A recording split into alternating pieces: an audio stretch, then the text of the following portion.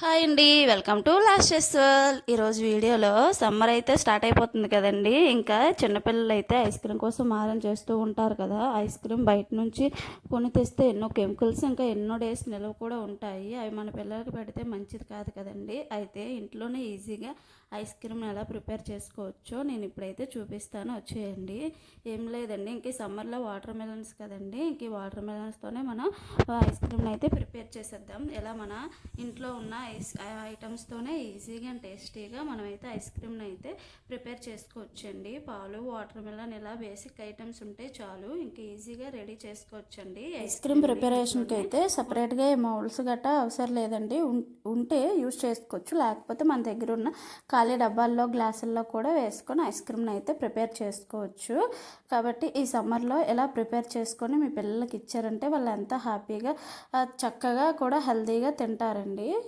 అయితే ముందుగా మనం స్టవ్ ఆన్ చేసుకొని ఒక ప్యాన్ తీసుకొని దానిలో ఒక 1/2 లీటర్ వరకు పాలు తీసుకోండి. అంటే మీగడ తీయని ఇలా తీసుకున్న ఆ మిల్క్లోకి 10 to 15 జీడిపప్పులు అయితే తీసుకోండి. ఇలా తీసుకున్న పాలను 5 minutes వరకు మరిగించండి.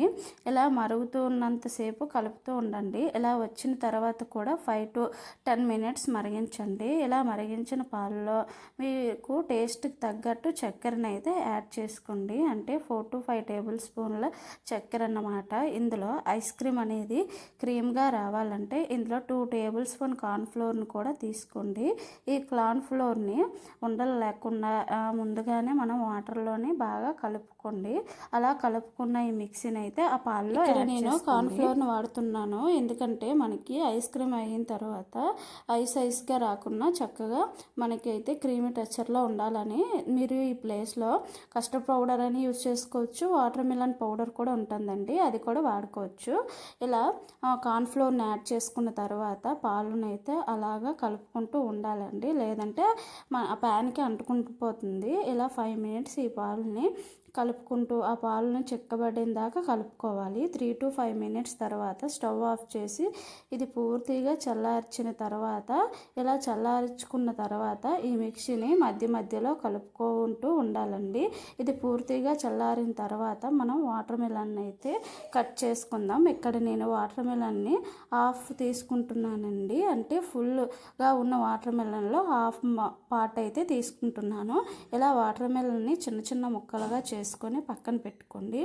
మరో పక్క పాలను పూర్తిగా చల్లార్చుకున్న పాలను తీసుకొని దీన్ని మిక్సీ జార్లో యాడ్ చల్లార్చుకున్న పాలని అండ్ ముక్కలుగా కట్ చేసుకున్న ఈ వాటర్ మెలన్స్ ముక్కల్ని కూడా మనమైతే మిక్సీ జార్లో యాడ్ చేసుకోవాలండి. ఇందులో మనం ఫ్లేవర్ కోసం వెనిలా ఎసెన్స్ అయినా యూజ్ చేసుకోవచ్చు. వెనిలా ఎసెన్స్ లేకపోతే ఒక 1 or 2 యాలకులైనా మనమైతే వేసుకుంటే మంచి ఫ్లేవర్ అయితే వస్తుందండి మనకి.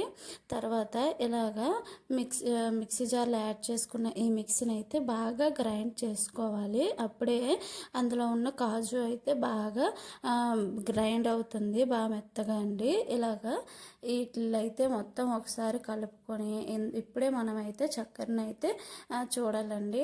టేస్ట్ చూసి చక్కెర సరిపోయిందా లేదా చూడాలి. అలా సరిపోకపోతే అప్పుడే మనమైతే చక్కెరని కూడా యాడ్ చేసుకొని మళ్ళీ ఒకసారి గ్రైండ్ చేసుకుంటే సరిపోతుంది. ఇలా గ్రైండ్ చేసుకున్న ఈ మిక్స్ని అయితే మన దగ్గర ఉన్న ఐస్ క్రీమ్ మౌల్డ్స్లో యాడ్ చేసుకుంటే సరిపోద్దండి. అలాగా మౌల్డ్స్ లేకపోతే మన దగ్గర ఉన్న స్టీల్ గ్లాసెస్ లేదా ఏవైనా చిన్న డబ్బాల్లో మనం యాడ్ చేసుకొని ఫ్రిడ్జ్లో స్టోర్ చేసుకున్నామంటే ఐస్ క్రీమ్ ప్రిపేర్ అయిపోయినట్టేనండి. ఎంతో ఇష్టంగా ప్రిపేర్ చేసుకునే ఐస్ క్రీమ్ మన పిల్లలకి ఇస్తే చాలా హెల్త్కి మంచిది. ఇంకా ఇలాంటివి తినటం కూడా చాలా మంచిదండి. ఎటువంటి కెమికల్స్ లేకుండా ఇంట్లో ప్రిపేర్ చేసుకున్నాం కాబట్టి అది చాలా డేస్ కూడా స్టోర్ అయి ఉంటుంది.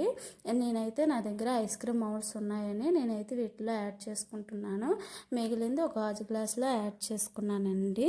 కొంచెం ఏమైనా డ్రై ఫ్రూట్స్ ఉంటే గార్నిష్ చేసుకోండి వాటిపైన. ఇలా రెడీ చేసుకున్న ఈ ఐస్ క్రీమ్ని డీప్ ఫ్రిడ్జ్లో 8 or 9 hours పాటు ఉంచుకోవాలండి. ఇక్కడ నేను మళ్ళీ నెక్స్ట్ డే చూపిస్తున్నాను, చూడండి. మీకు కూడా ఒకసారి ట్రై చేయండి, ఎంత బాగుంటుందంటే చాలా బాగుంటుంది.